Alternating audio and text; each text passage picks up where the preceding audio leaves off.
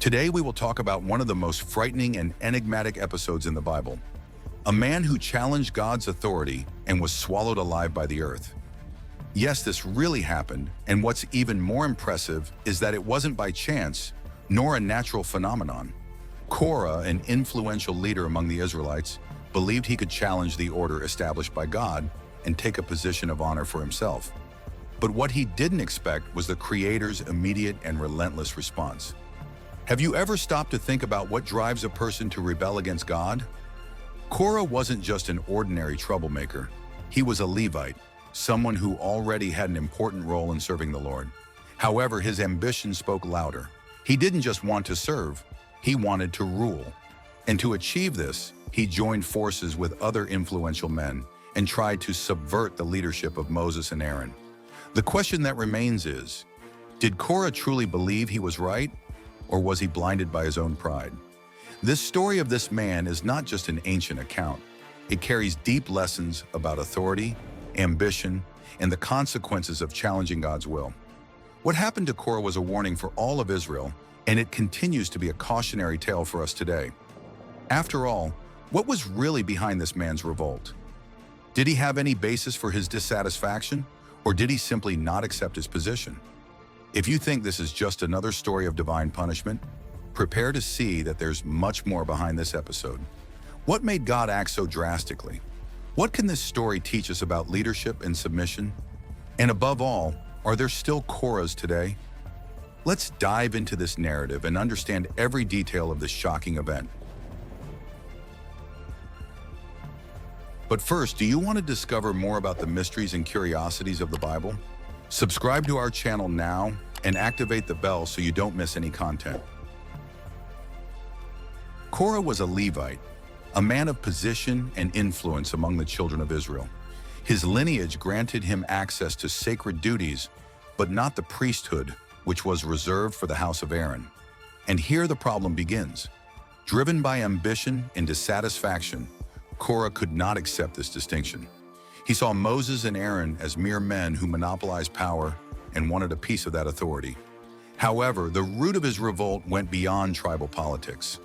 It was a direct challenge to God's plan. After all, when God establishes an order, who are we to question it? But Korah did not think this way. He wasn't alone in this insurrection. He gathered Dathan and Abiram, men from the tribe of Reuben, and with them, 250 leaders of the congregation, all respected men of position. Their complaint? Moses' and Aaron's leadership was a burden, a tyrannical rule over the people. Numbers 16:3. What did they want? A democratization of the priesthood, claiming that the entire congregation was holy. The argument seemed spiritually sound, but underneath it hid a desire for glory and authority. Korah and his allies were not seeking justice.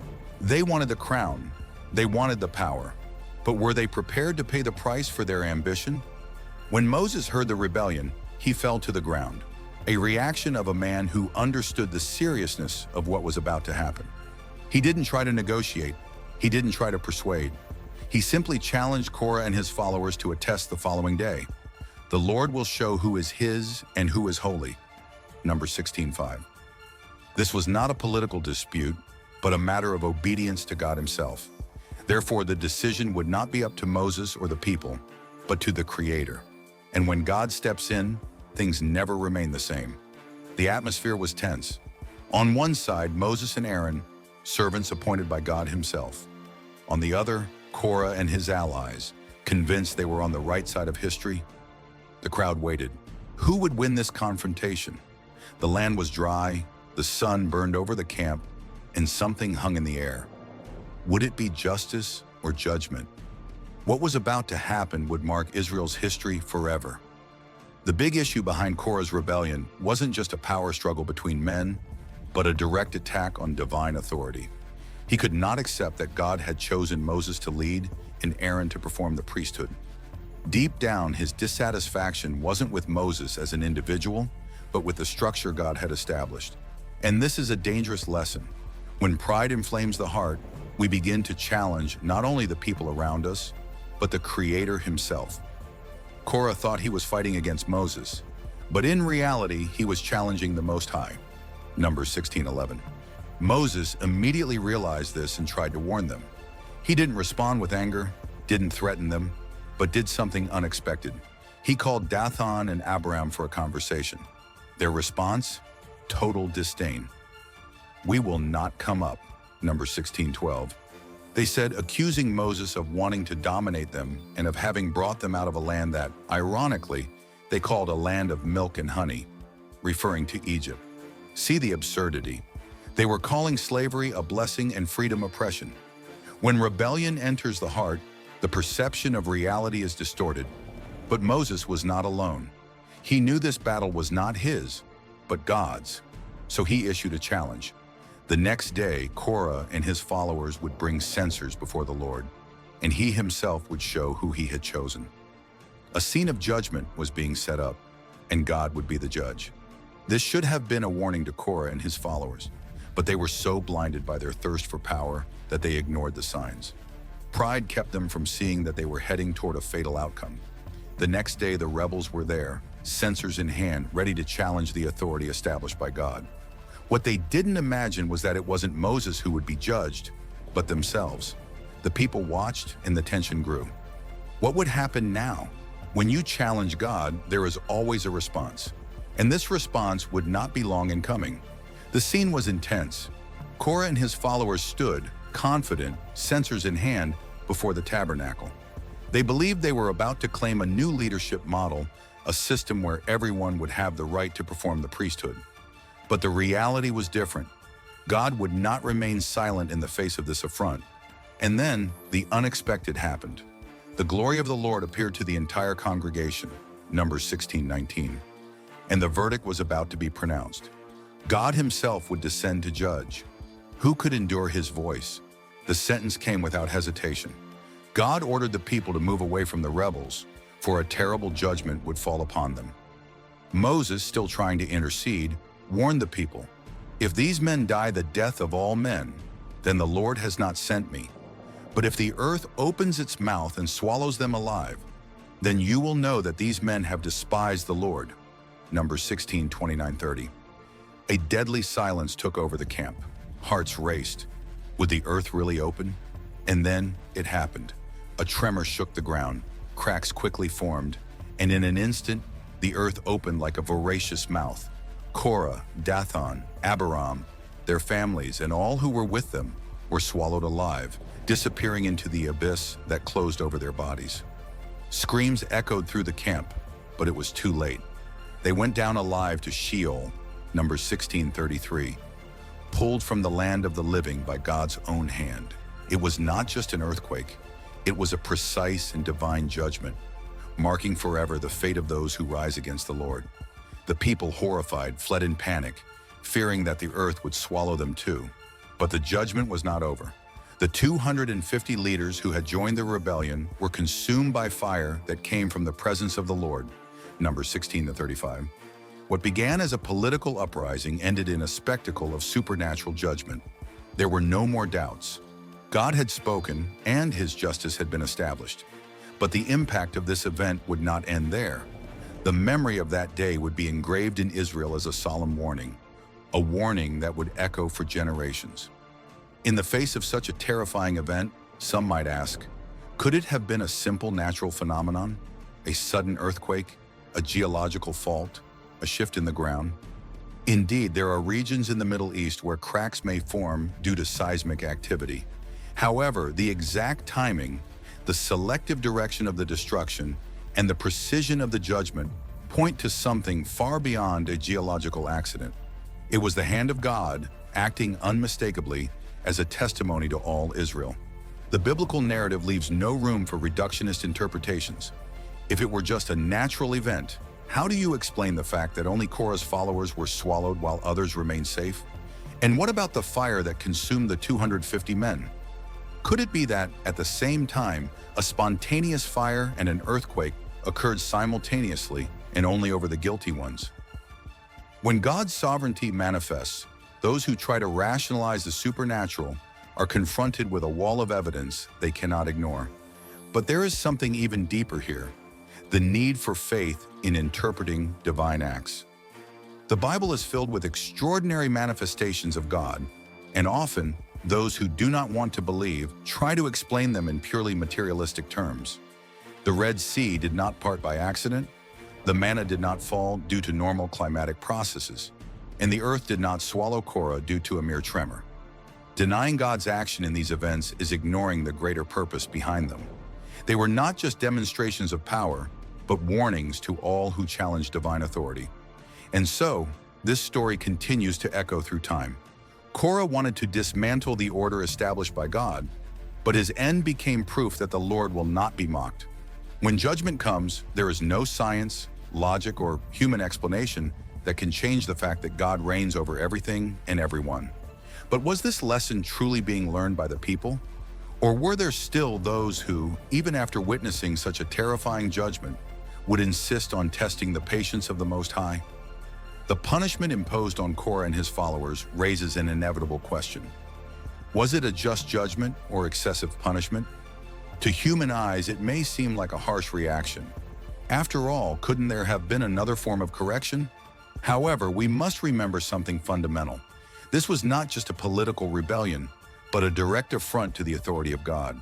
Korah didn't just question Moses, he challenged the divine structure, putting at risk the order established by the Creator himself. When God intervenes in this way, he not only punishes individuals but gives a warning to the entire nation.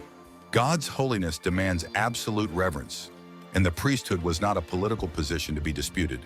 Korah's mistake was thinking he could take something God had assigned to Aaron for himself. In Numbers 16:5, Moses had already warned, "The Lord will show who is his and who is holy." In other words, the priesthood was not a position earned by human merit, but a divine calling. Korah and his allies tried to corrupt this truth, and if God had not acted with severity, it would have set a dangerous precedent. Anyone could claim the priesthood position without being chosen by God. Furthermore, we need to observe the larger context.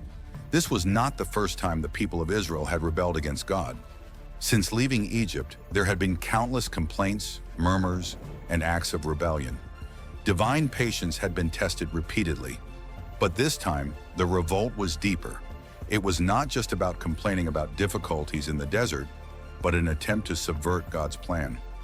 If this rebellion had not been contained, the entire spiritual structure of Israel would have been compromised. Korah wanted democracy where God had established a theocracy. This was unacceptable, and the lesson remained etched. In the book of Jude 1:11, Korah is cited as an example of rebellion against God. His story became an eternal warning. When someone rises up against divine authority, sooner or later they will face the consequences.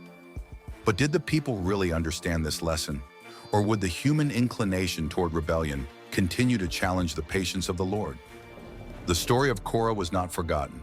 His name became synonymous with rebellion against God, a warning for all future generations. However, something surprising happened. His lineage was not completely exterminated. In Numbers 26:11, there is a curious note. But the sons of Korah did not die. This means that, even amidst divine judgment, there was mercy. Some of his descendants remained alive, and later their descendants became authors of several psalms, such as Psalm 42, 44, 84. God judged Korah and his followers, but he did not erase his descendants from history. This detail is powerful. It shows that despite the consequences of rebellion, there was room for redemption. Korah's children learned from their father's mistake and chose to follow a different path. Instead of continuing in revolt, they became worshipers, musicians, and poets of the house of the Lord. This teaches us that no one is doomed to repeat the sins of their ancestors. Korah's legacy could have been nothing but destruction and shame, but God allowed a new story to be written. Moreover, Korah's punishment served as a lasting warning. In various passages of the Bible, his rebellion is mentioned to remind God's people of the dangers of pride and insubordination. In Jude 1:11, Korah is cited as an example of fatal rebellion. This reinforces an essential spiritual principle. Obedience to God is not optional. Those who rise up against his will sooner or later face the consequences. Korah's rebellion could have been just an isolated event, but its impact echoed throughout history. His name became a warning landmark. but his descendants proved that God can transform even a lineage marked by error. The question is, did the people truly understand this lesson? Or would there still be new manifestations of insubordination and challenges to divine authority? The story of Korah is a powerful reminder that challenging God's authority never ends well. What began as a silent dissatisfaction quickly turned into an open rebellion, and the consequence was terrible. The earth opened up and swallowed him alive. But did Korah really believe he could win this dispute? He underestimated divine sovereignty and, in the end, paid a high price for his arrogance. However, his story is not just about judgment, but also about learning. After all, his own descendants learned the lesson and became faithful worshipers of the Lord. How many times today do people repeat Korah's mistakes without realizing it? They question God's will, try to take positions that were not assigned to them, and rebel against the order he has established. The difference is that today, judgment may not be immediate, as it was in Korah's case, but that doesn't mean it won't come. God's patience should not be confused with impunity. The Lord remains the same, and those who challenge his authority, sooner or later, will face the consequences. On the other hand, the story of Korah also brings a lesson of hope. Although he was judged, God preserved his lineage and gave his descendants the opportunity to rewrite their history. This proves that even after the mistakes of our ancestors, we can choose a different path. We can decide to serve God with humility and submission instead of falling into the trap of pride and unchecked ambition. So the big question is, what does this story teach you? Have you ever acted like Korah, questioning what God has established? Or have you been like Korah's children, who learned the lesson and decided to honor the Lord? The earth may not open under our feet today, but the consequences of disobedience are just as real as they were back then, and the choice, as always, remains ours.